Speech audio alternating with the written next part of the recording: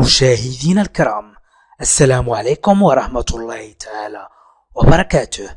إذا كنت من المتابعين الجدد اضغط الآن على اشتراك وفعل الجرس ليصلك كل جديد واضغط على جيم، وشكرا لكم.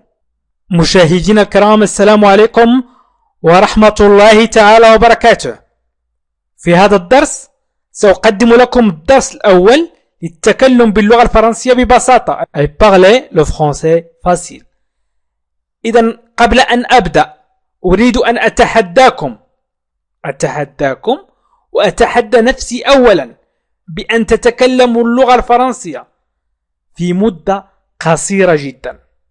يعني من تابع هذه الدروس فسيتكلم اللغة الفرنسية في مدة قصيرة جدا.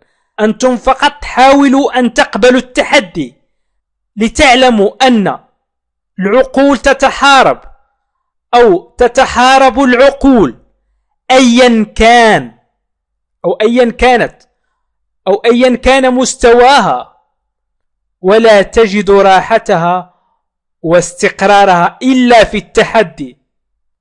إذن أنا أتحداكم، ولكن لا للانسحاب حتى نتعلم، لا للانسحاب، ولتعلموا أن أكثر ما نتقنه هو التحدي، وأكثر ما نبرع فيه هو الانسحاب. إذن لا للانسحاب، الانسحاب ممنوع. يعني إذا تحديتم أن تتكلموا باللغة الفرنسية السهلة فلا تنسحب، وإلا فلن تتعلم أبدا. إذن مشاهدينا الكرام، الدرس الأول على بركة الله، تكلم باللغة الفرنسية البسيطة، أي parler le français facile. الدرس cours الأول. إذن الدرس الأول cours 1 parler le français facile. هنا مشاهدينا الكرام لن أبدأ ببونجور أو سالو أو بونسوار. بونجور تعني نهارك سعيد، سالو تعني مرحبا، بونسوار تعني ليلتك سعيدة. إذن لن أبدأ بهذه الكلمات، سنحاول أن نتكلم مباشرة، ومع مرور الوقت ستعرف بونجور وسالو وكمون سافا، وتعرف كل شيء عن اللغة الفرنسية. إذن حاول أن تتابعوا الدروس، حاولوا أن تتابعوا معي الدروس وتحدوني. اكتبوا في التعليق نحن نتحداك، أو أنا قبلت التحدي، واكتب التاريخ، تاريخ اليوم الذي قبلت فيه التحدي. وفي كل يوم أضع درسين، درس مع 10 صباحا بتوقيت غرينتش، ودرس مع 6 مساء بتوقيت غرينتش. إذن تابعوا هذه الدروس لكي تتكلموا باللغة الفرنسية، وستجدون روابط الدروس الأخرى في خانة التعليق وفي خانة الوصف. إذن سنبدأ الدرس على بركة الله. إن كنت تريد أن تقول سأكون أخيرا، إذن ستقول je serai enfin. أعد معي je serai enfin. سأكون أخيرا طبيب، أخيرا سأكون طبيب. يمكن أن أقول أخيرا سأكون طبيب. je serai enfin médecin، je serai enfin professeur. إذن سأكون أخيرا شيء ما. أو je serai professeur سأكون أستاذ، je serai médecin سأكون médecin. إذن je serai enfin، je serai enfin أخيرا سأكون professeur أو médecin أو ما شابه. أو أخوك سيكون لديه مثلا كتاب أو محفظة. ton frère aura une belle voiture، سيارة جميلة. ton frère aura une maison، أي منزل. أي ton frère aura، أخوك سيكون لديه، أخوك سيكون لديه. لا تقول أن الدرس صعب أو بدأنا من الدروس الصعبة، فأنا أبسط. ton frère بسيطة جدا، aura سيكون لديه. إذن حاول أن تتابع معي مع توالي الدروس ستتكلم باللغة الفرنسية، وحاول أن تطبق هذا مع زوجتك أو تطبق زوجتك معك أو مع أبنائك. إذن ton frère aura une voiture, ton frère aura une maison. أخوك سيكون لديه منزل أو سيكون لديه سيارة، أو أخوك سيكون لديه هدية في أقصى تقدير غدا مثلا. ton frère aura au plus tard demain un cadeau ou une voiture. إذن au plus tard demain une voiture, au plus tard في أقصى تقدير. demain غدا، hier البارحة، aujourd'hui اليوم. إذن au plus tard demain في أقصى تقدير غدا. ton frère aura une voiture au plus tard demain. ton frère aura une maison au plus tard demain. ton frère aura un cadeau أي هدية. ton frère aura un cadeau أي هدية au plus tard demain في أقصى تقدير غدا. هذا الدرس خاص بالتكلم باللغة الفرنسية، وقد طلب مني العديد أن أنزل فيديوهات التكلم، أو مثلا سيكون في الموعد il sera au rendez-vous. سيكون في الموعد il sera au rendez-vous. سيكون في الموعد il sera au rendez-vous. عيدوا معي il sera au rendez-vous. il sera au rendez-vous. سيكون في الموعد. أو مثلا تريد أن تقول مثلا سيكون في الموعد وإلا ستذهب بدونه أو من دونه، وإلا sinon ne partiront سنذهب sans lui وإلا ne partiront سنذهب sans lui بدونه sinon ne partiront sans lui. أعيد معي sinon ne partiront sans lui. يمكنك أن تعيد الفيديو أو توقف الفيديو، يمكنك أن تعيد مشاهدة الفيديو أو أن توقف الفيديو لكي تكتب شيئا ما. سيكون لديها سيارة جديدة تريد أن تقول، أو تريد أن تقول سيدتي سيكون لديها سيارة جديدة، يمكنك أن تقول سيكون لديها elle aura sa nouvelle voiture. سيكون لديها سيارة جديدة. elle aura sa nouvelle voiture. يمكنكم أن تجلسوا أطفالكم أمام الهاتف أو أمام الحاسوب أو التلفاز ويتابع معك الدروس وتعلمه وتشرح له ما استعصى عليه فهمه. إذن elle aura سيكون لديها elle aura sa nouvelle voiture أي سيارة جديدة. سيكون لديها سيارة جديدة. elle aura sa nouvelle voiture. أو يمكن أن تقول غدا سنكون على متن القطار أو السيارة أو الطائرة. demain nous serons dans le train. demain nous serons dans le train. غدا سنكون على متن القطار. demain nous serons dans le train. غدا سنكون على متن القطار. إذن demain غدا nous serons dans le train. dans في أو على le train القطار. إذن demain nous serons dans le train.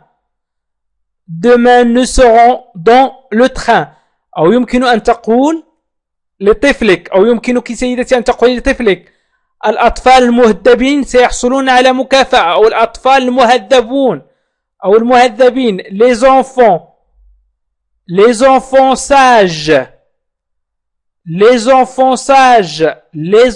sages أي الأطفال المهذبين. les enfants sages الأطفال المهذبين les enfants sages سيحصلون على مكافأة أو سيحصل على مكافأة. الطفل المهذب سيحصل على المكافأة وسيحصل على المكافأة. إذن ils auront une récompense. Ils auront une récompense. Ils auront سيكون لديهم أو سيحصلون une récompense مكافأة. إذن les enfants sages ils auront une récompense. الأطفال المهذبون سيكون لديهم مكافأة سيحصلون على مكافأة. أو il aura سيحصل الطفل المهذب l'enfant sage il aura une récompense سيحصل. Ils auront une récompense سيحصلون على مكافأة. Ils auront une récompense سيحصلون على مكافأة. Il aura une récompense سيحصل على مكافأة. Tu auras le même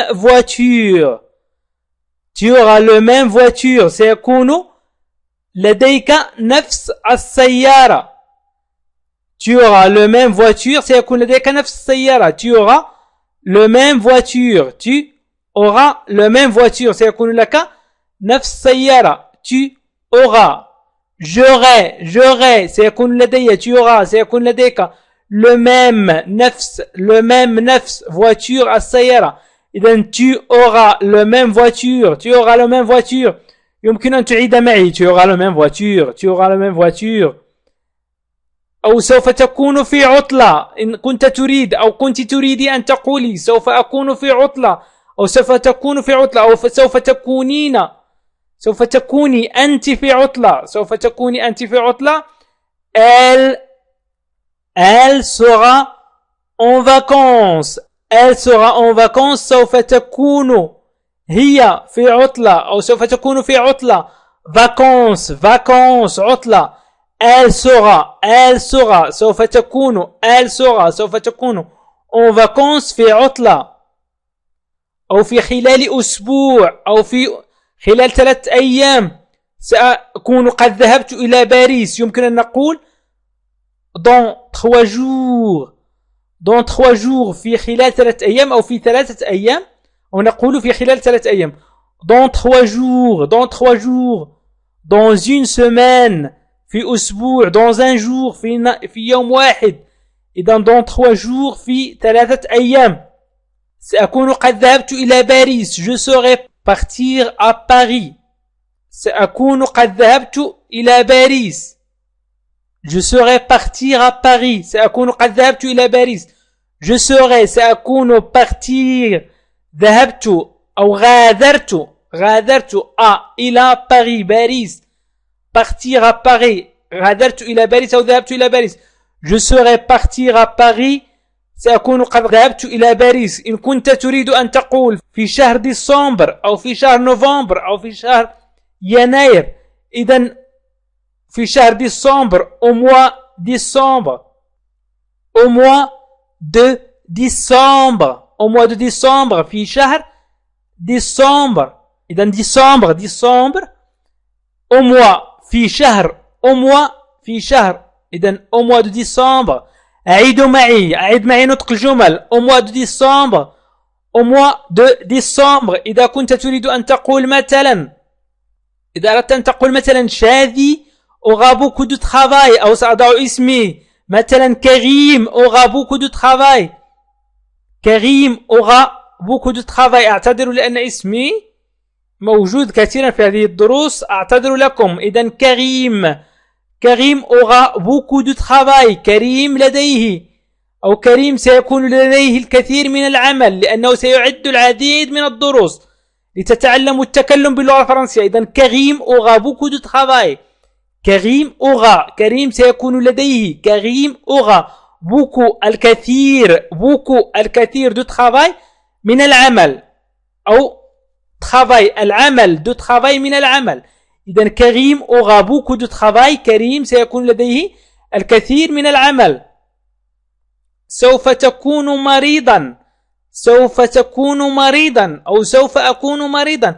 إذن سنقول سوف تكون مريضا أو سوف تكونون مريضين. إذن vous serez malade أو tu seras أو je serai tu seras malade سوف تكون مريض je serai malade سوف أكون مريض إذن سوف تكون مريضا vous serez malade سوف تكونون مرضى سوف تكونون مرضى vous serez malade سوف تكونون مرضى vous serez malade si vous mangez trop de gâteaux si vous mangez trop de gâteaux أي إذا أردت أن تقول إذا أكلت الكثير من الكعك فستصبح مريضا أو vous serez malade si vous mangez trop de gâteaux إذا أكلت الكثير من الكعك vous serez malade أو si vous mangez trop de gâteaux vous serez malade أو vous serez malade si vous mangez trop de gâteaux إذن si إذا vous mangez أكلتم ولكن هنا استعملنا أسلوب الأداب لأننا نتكلم مع شخص غريب مثلا إذن vous mangez أكلت vous mangez كأسلوب للأداب trop الكثير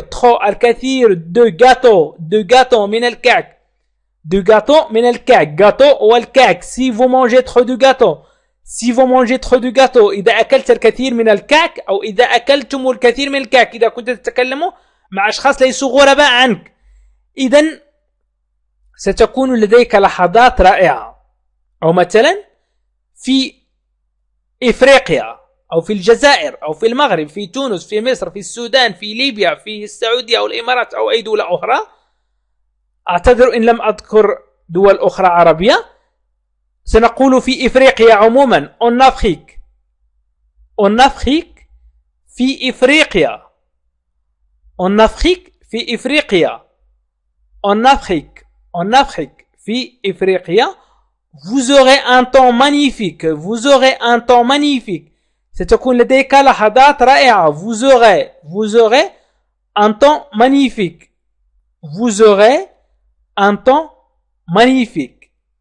ستكون لديك لحظات رائعة vous aurez un temps magnifique ستكون لديك لحظات رائعة vous aurez un temps magnifique ستكون لديك لحظات رائعة vous aurez ستكون لديك un temps أي وقت magnifique أي رائع vous aurez un temps magnifique سوف تكون لديك لحظات رائعة وسوف يكون لديك وقت رائع ستمضي وقت رائع سأكون سعيدا je serai content إن كنت أتكلم كمذكر وإن كنت تتكلمين سيدتي أنت باسم المؤنث ستقولي سأكون سعيدة je serai contente إذن سأكون سعيدا je serai content أي أنا مذكر وإن قلنا للمؤنث سأكون سعيدة سنضيف je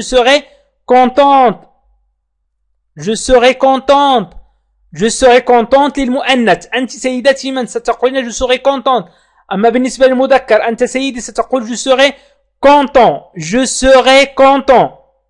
إذن يمكن أن تعيد معي je serai content أو je serai contente حسب من يتكلم هل مؤنث أم مذكر إذا أردت أن أقول عندما سيصل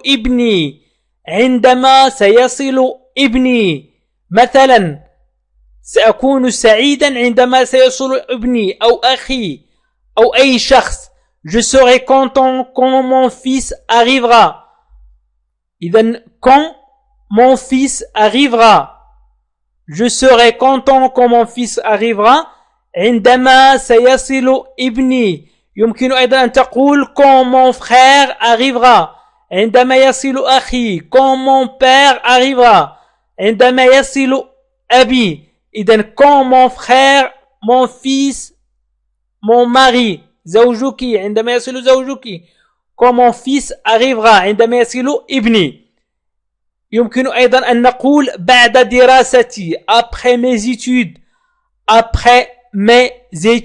بعد دراستي après mes études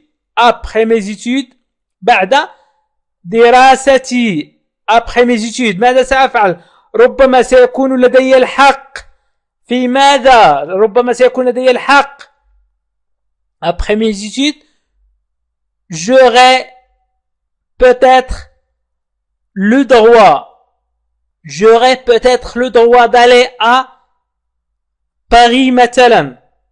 ربما peut-être ربما j'aurais سيكون لدي le droit الحق. J'aurais peut-être le droit d'aller à Paris. J'aurais peut-être le droit d'aller au Maroc. إلى الجزائر مثلا. أو المغرب. J'aurais peut-être le droit d'aller au travail.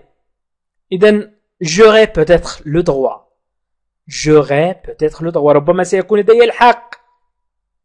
أو j'aurais peut-être le droit de parler quelques minutes. De parler quelques minutes. إذن parler إذا أردت أن تقول تحدث بضع دقائق parler quelques minutes إذن parler quelques minutes. J'aurais peut-être le droit de parler quelques minutes. إذن التحدث بضع دقائق parler quelques minutes. إذن التحدث بضع دقائق. أو إذا أردت أن تقول لا تقلقوا لا تقلقوا ne vous inquiétez pas ne vous inquiétez pas لا تقلقوا ne vous inquiétez pas لا تقلقوا ne vous inquiétez pas ne vous inquiétez pas لا تقلقوا. أو تريد أن تقول سأعتني بكل شيء ne vous inquiétez pas لا تقلقوا سأعتني بكل شيء. Je m'occupe de tout. Je m'occupe de tout سأعتني بكل شيء. Je m'occupe de tout سأعتني بكل شيء. أو يمكن أن تقول سوف يكون كل شيء مكتمل أو سوف يكون كل شيء على ما يرام.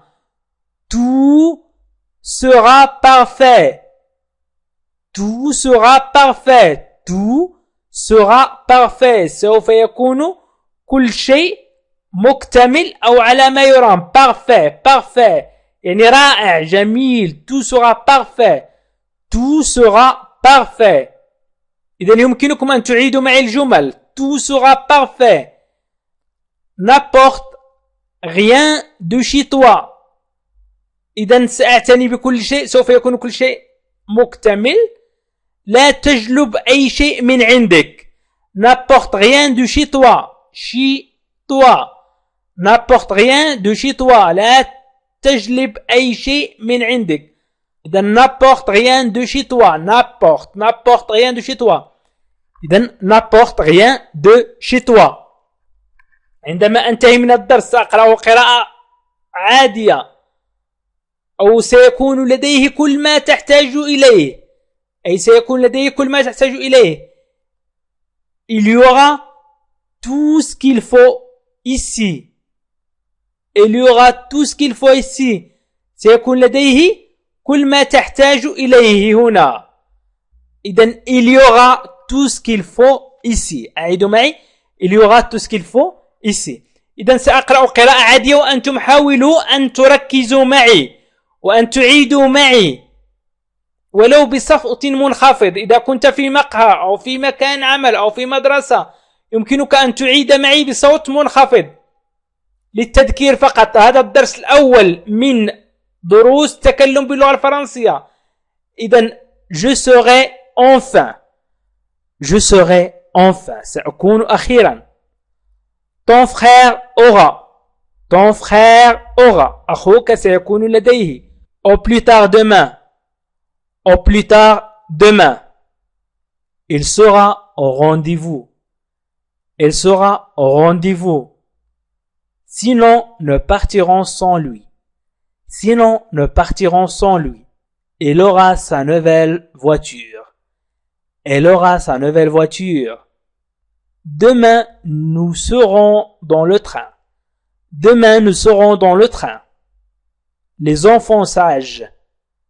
Les enfants sages. Ils auront une récompense.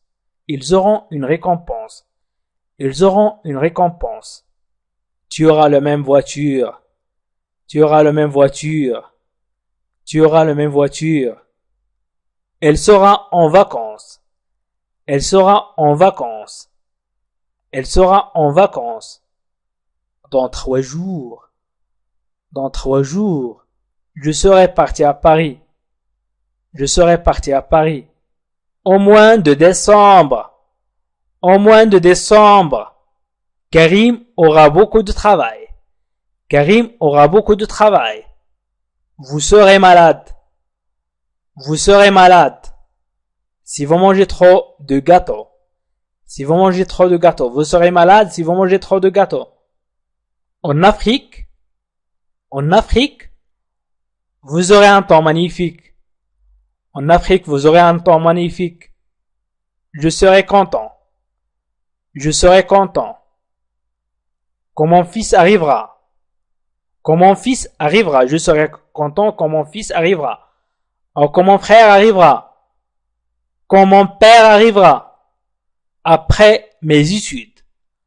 Après mes études. J'aurai peut-être le droit.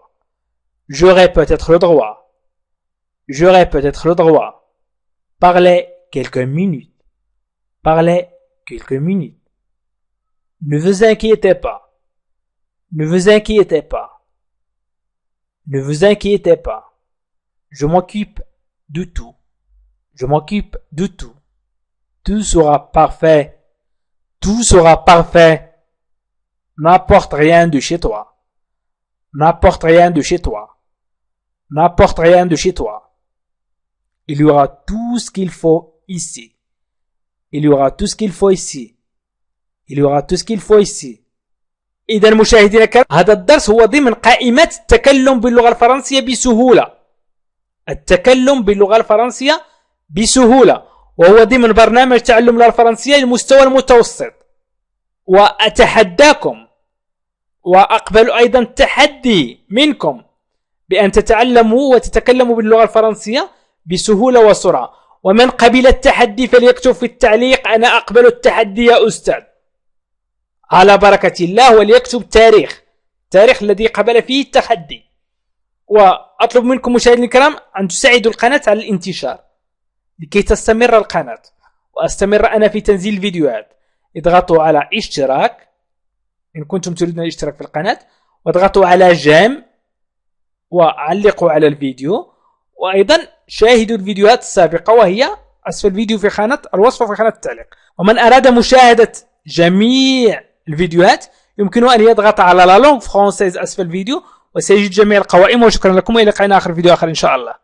مشاهدينا الكرام، السلام عليكم ورحمة الله تعالى وبركاته. مرحبا بكم في قناتكم لا لونغ فرونسيز. من أراد مشاهدة برنامج تعلم اللغة الفرنسية في 3 أشهر فلينزل إلى أسفل الفيديو وليضغط على لا لونغ فرونسيز وسيجد جميع قوائم تعلم اللغة الفرنسية للمبتدئين.